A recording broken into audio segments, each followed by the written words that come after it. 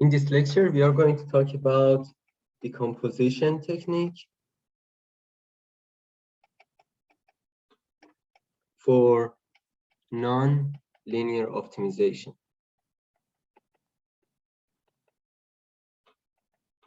All right, just a quick review about the motivations for decomposition in general for optimization problems.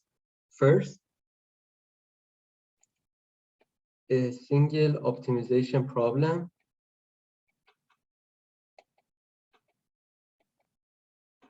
may be too large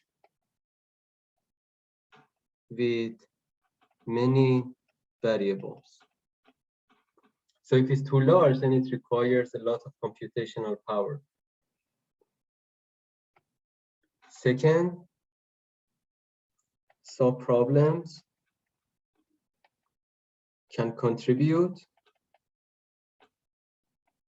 to solving the general problem. So instead of solving a larger scale problem, we can break it into a smaller subproblems. However, we need to do some coordination among local entities to ensure that our answer is globally optimal. All right, now let's get to the problem formulation. This is the general problem.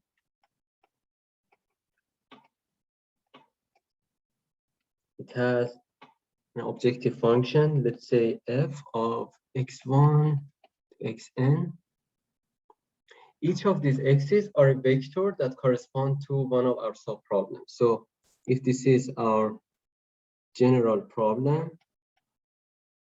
there is subproblem 1, subproblem 2, and subproblem n. And each of these can have a vector of variables. So x1 is a vector that includes several inputs. Each of them, x2, the same, xn, same. And then, so x1 to xn. Then we have the local constraints or non-coupling constraints. We show them as equality constraints and inequality constraints. Right, so for P belonging to each of the subproblems. So we call them non-coupling or non-complicating constraints. All right, for example, we have G1, x1 is equal to 0. G2, x2 is equal to 0. And Gn, xn is equal to 0. What does that mean? That means in G1, only the variables from the first subproblem appear. The same for G2. So these are called non-coupling constraints. That's quite easy to deal with them because we simply assign them to each of the subproblems. And then we have the coupling or complicating constraints. Coupling or complicating constraints. So we show them by int. So G sub int of x1, x2, xn is equal to 0, and h of int x1, xn less than or equal to 0. We don't necessarily need to have all of the variables from all subproblems.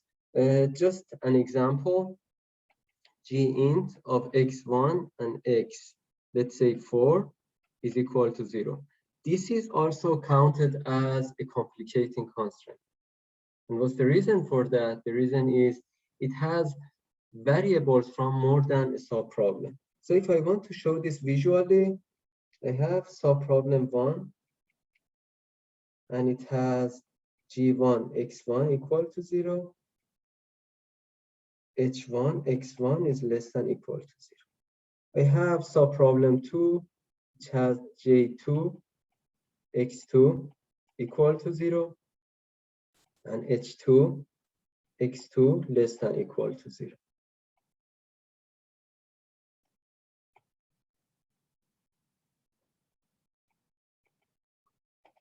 And I have subproblem n, which has G sub n, x sub n is equal to 0, H sub n, x sub n less than or equal to 0.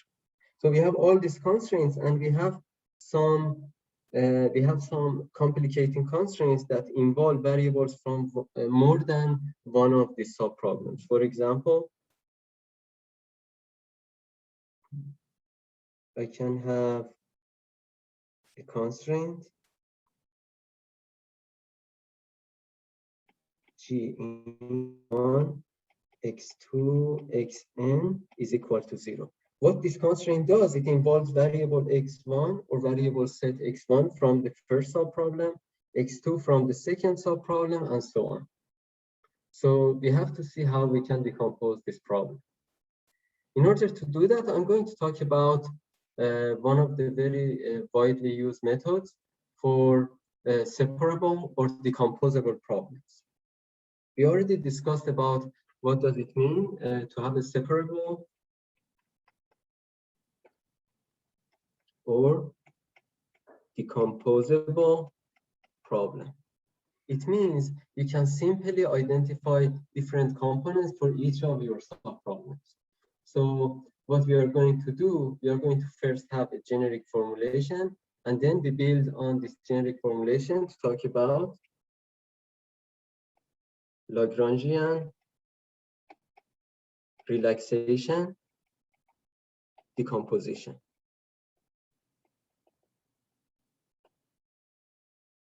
So this is the methodology that we are going to use to solve decomposable or separable optimization problems in a distributed way, in a decentralized way.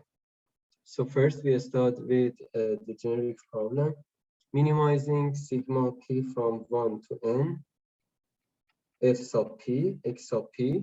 So we assume that we have n subproblems. Then we have variables x1 to xn, subject to non-complicating constraints or non-coupling constraints for all p from 1 to n. And then again, as we assume that it's going to be decomposable, so these are non-coupling constraints. Again, we do the same thing as objective function for the complicating constraint. x1 to xn is equal to sigma g sub p, complicating constraint p from 1 to n equal to 0. And then we have the non-complicating constraint, the inequality constraint. Again, we assume this is decomposable, and each of the subproblems or a number of subproblems are contributing to this, less than or equal to 0. So these are coupling or complicating constraints. All right, now we are all set. We want to move forward to the Lagrangian relaxation decomposition. So the idea of Lagrangian relaxation decomposition works based on the Lagrange function. Let me remind you about the Lagrange function. Lagrange function was your objective function plus some Lagrange multipliers for inequality constraints. plus, let's say, mu transpose h of t plus some Lagrange multipliers multiplied by equality constraints. So this was the Lagrange function. So in order to solve this problem, what we do, we define the relaxed primal problem. So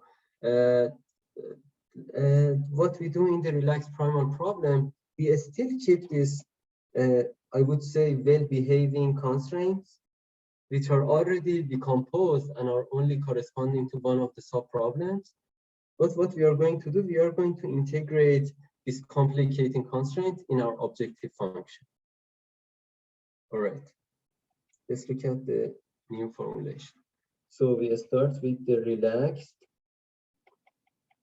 primal problem, where you have the Lagrangian for the complicating constraint, xp lambda bar mu bar sigma p from 1 to n. And how do we define that Lagrangian? That's basically sigma f of p xp p from 1 to n plus,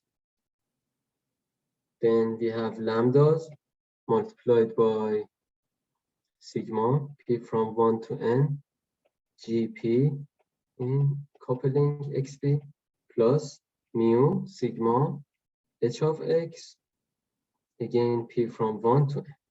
All right, so as you can see here, we don't involve a g sub p and h sub p, which are the non-complicating constraints. We only involve complicating constraints.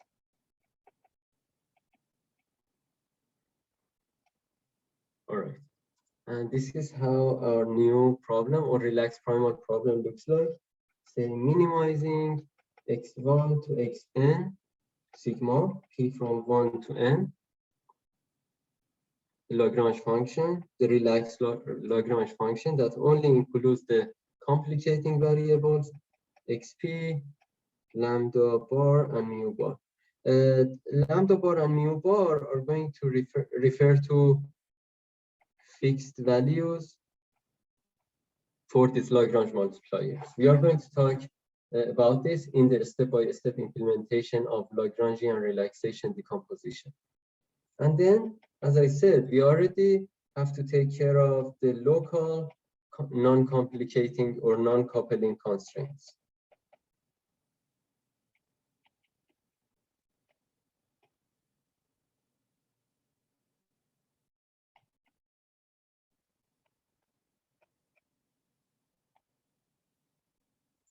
All right, let's look at the bigger picture and see how we want to decompose the problem. So let me go back to the previous slide.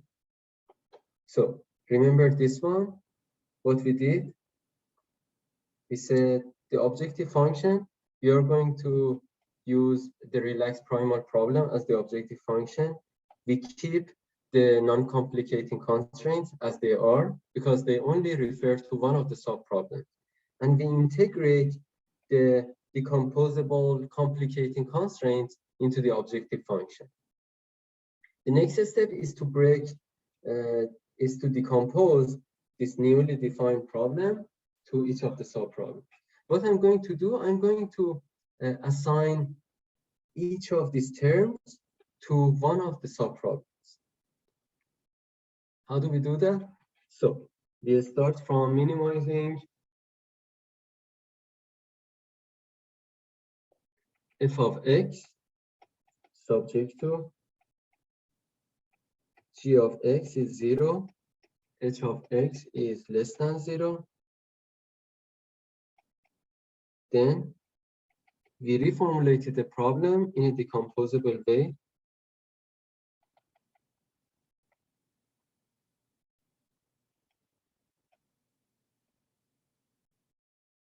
Subject to non-complicating constraints, which only correspond to one subproblem,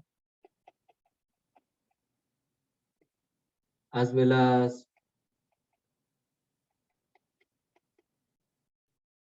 non-complicating inequality constraints that only refer to one subproblem. So these are non-complicating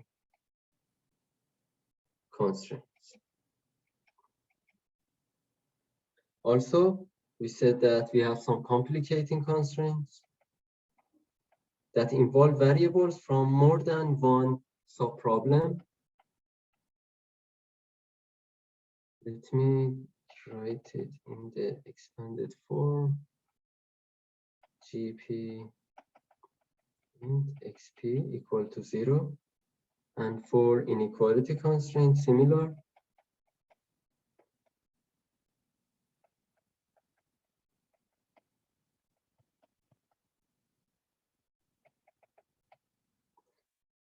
All right, so this is step 2. These two are coupling or complicating constraints. So 1, 2. What's going to be a step 3? Step 3 is defining the subproblems for Lagrangian relaxation decomposition.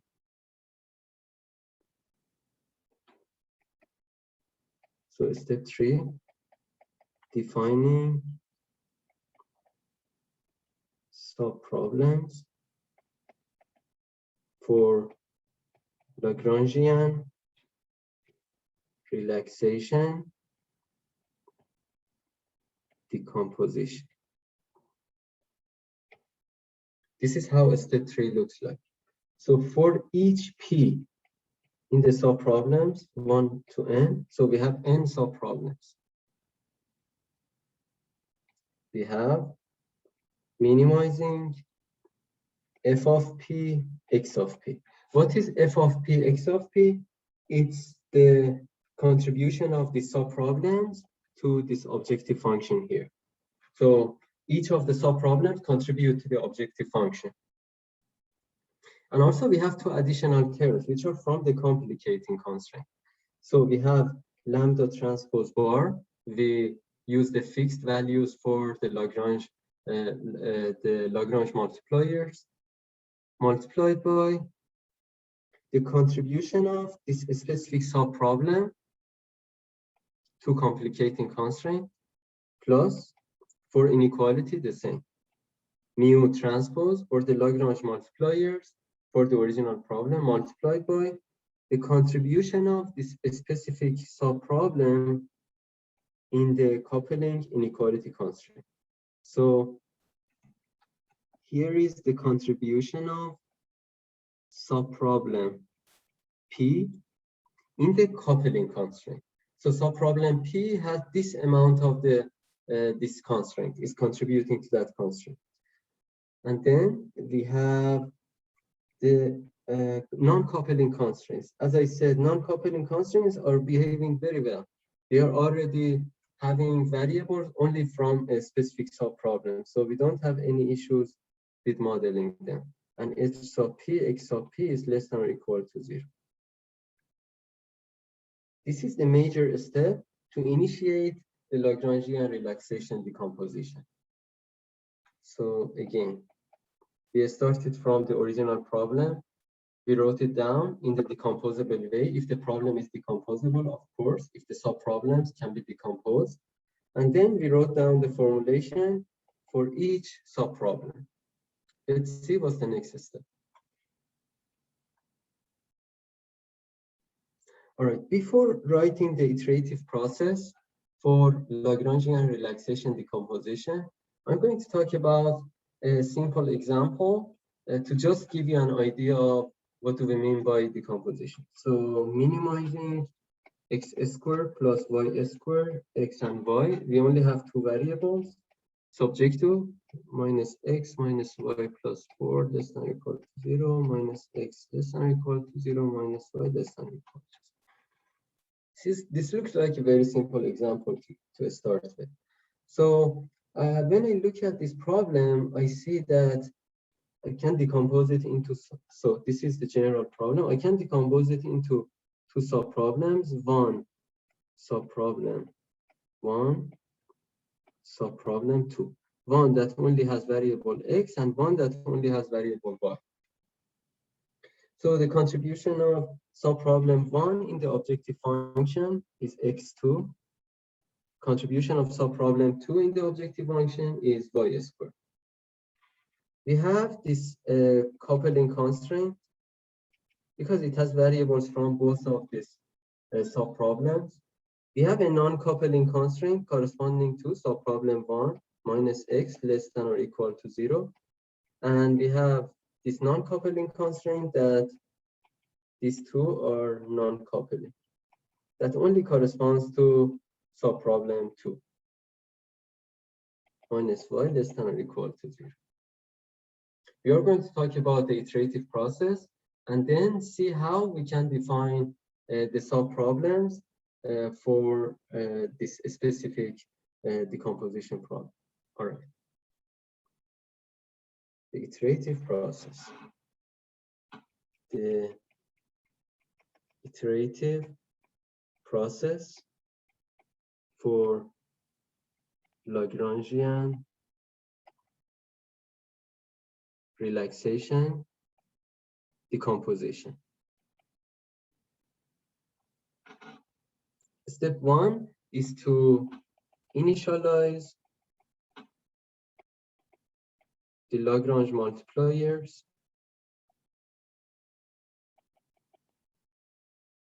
lambda bar and mu bar. Step 2 is to set up and solve each of the subproblems. Let's say subproblems P from 1 to n. In the next step, we have to update the values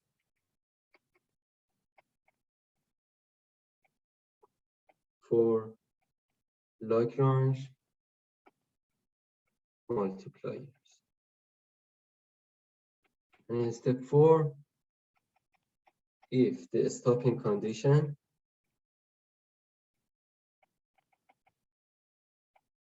fulfilled, stop. Otherwise, we continue this iterative process and we go to step 2. All right. So there are different methods for the update process for step 3. So step 3 is the crucial step. Step 3. Different Lagrangian relaxation methods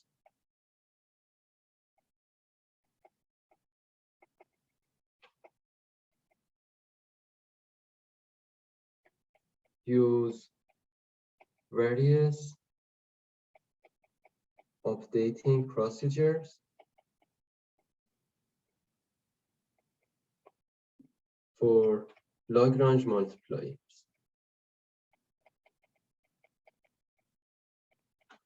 For example, some of them use a method called subgradient method. Some of them use a method called cutting plane method.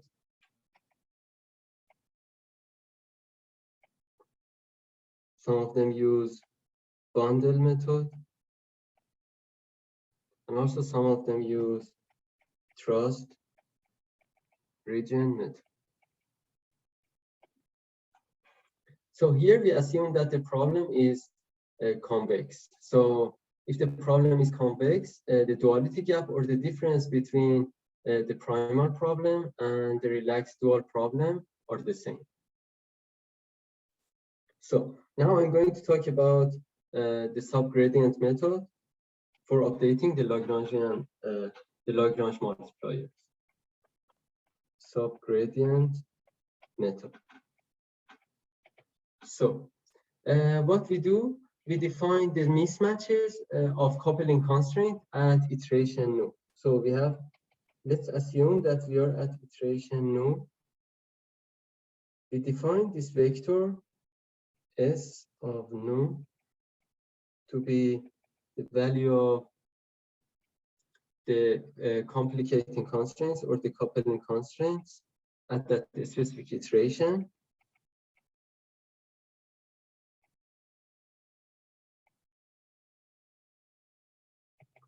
Call it the mismatch of coupling constraint at iteration no. And then we use the following update rule for Lagrange multipliers. That's lambda in the next iteration, which is nu plus 1, and mu in the next iteration, which is mu plus 1. Nu plus 1 is equal to lambda at the current iteration, mu at the current iteration, plus k at the current iteration multiplied by s of nu divided by normal s. All right.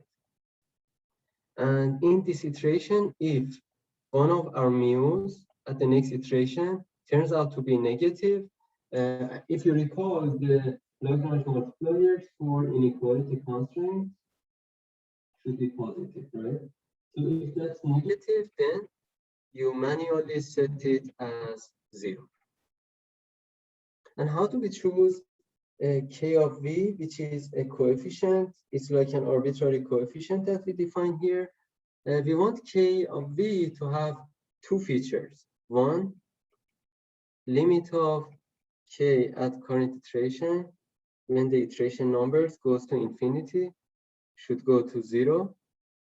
And second, sigma of this sum of these coefficients over all of the iterations when iterations goes to infinity should go to infinity. One good example of k of nu is 1 divided by a plus b multiplied by the iteration number, where a and b are constant scalar values. Constant scalar. So as you can see, it meets both of these criteria. First, if the iteration number goes to infinity, k goes to 0. And second, sum of k for all of the iterations goes to infinity. All right, let's go back to our example. This is our example. We want to see what are the subproblems.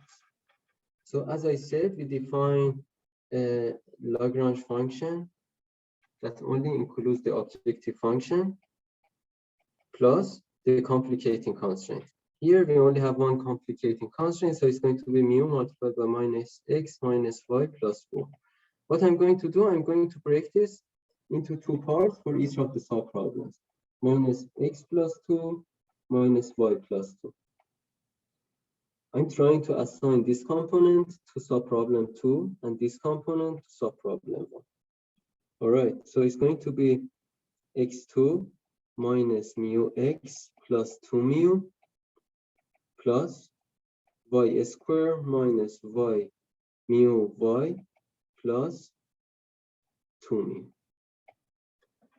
All right, so my subproblem 1 is going to be minimizing x square minus mu x plus 2 mu subject to x with respect to x subject to the non-coupling constraints that we already have for subproblem 1. And what's going to be our second subproblem?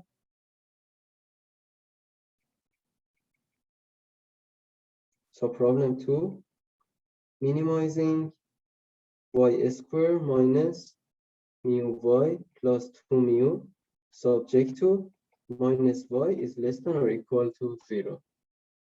Now we want to see what's our update rule.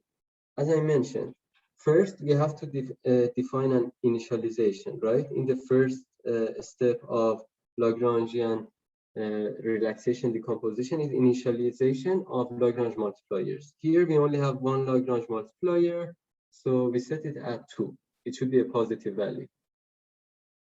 Then what we do, we define k, or the constant coefficient for subgradient method, 1 divided by a plus b known.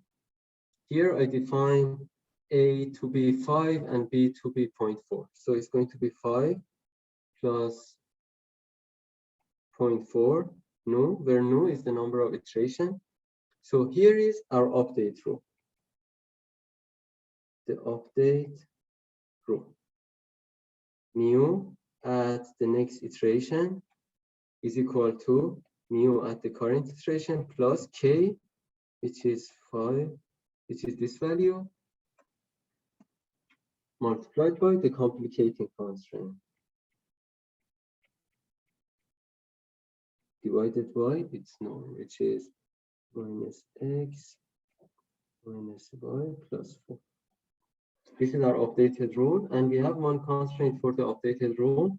If by any chance mu at the next iteration turns out to be negative, we manually set it to be 0. All right. I'm going to talk about one more method for updating the Lagrange multipliers in Lagrangian relaxation decomposition, called cutting plane method for updating the Lagrange multipliers in Lagrangian relaxation decomposition.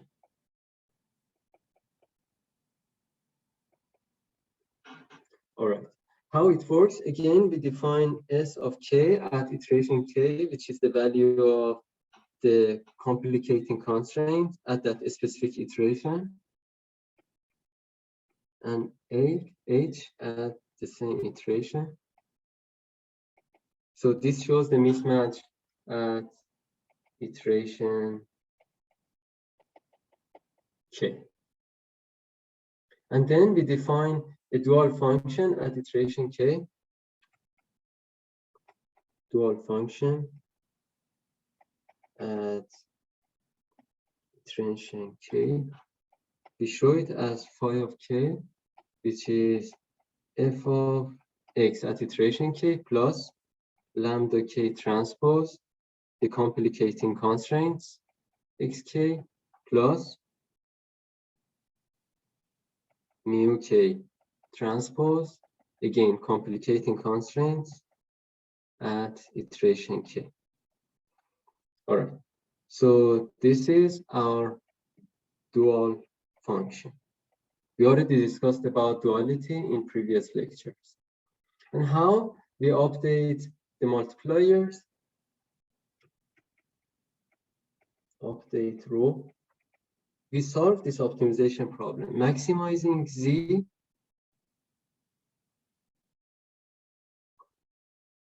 subject to z is less than or equal to phi evaluated at iteration k plus a evaluated at iteration k transpose multiplied by lambda mu minus lambda k mu k. And k is from 1 to none for all of the iterations. So this is going to give us the values for updated Lagrange multipliers. So in summary, in this lecture, we talked about Lagrangian relaxation decomposition. As we said, the goal is to solve a decomposable nonlinear problem in a decentralized fashion.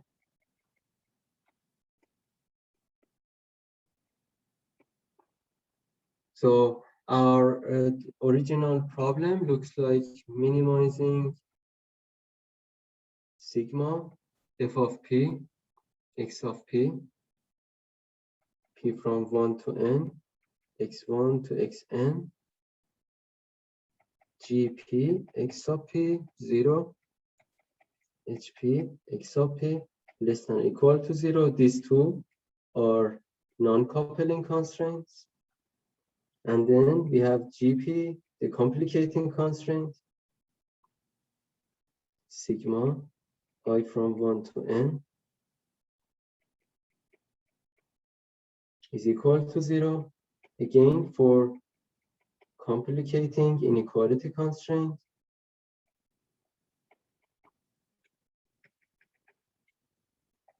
And P is for each of the subproblems. What did we do? We defined subproblems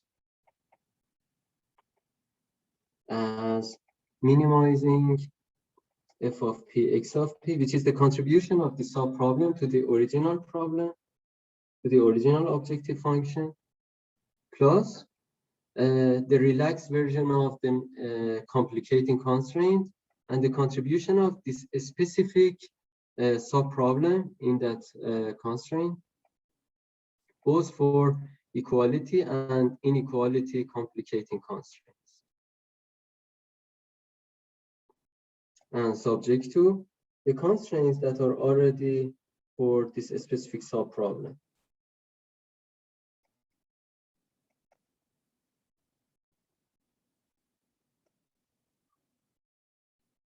Or non-complicating constraint. Then we use an iterative process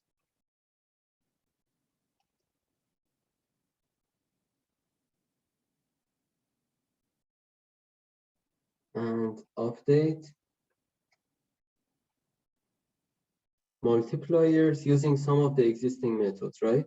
And we discussed two of the methods here, such as either subgradient method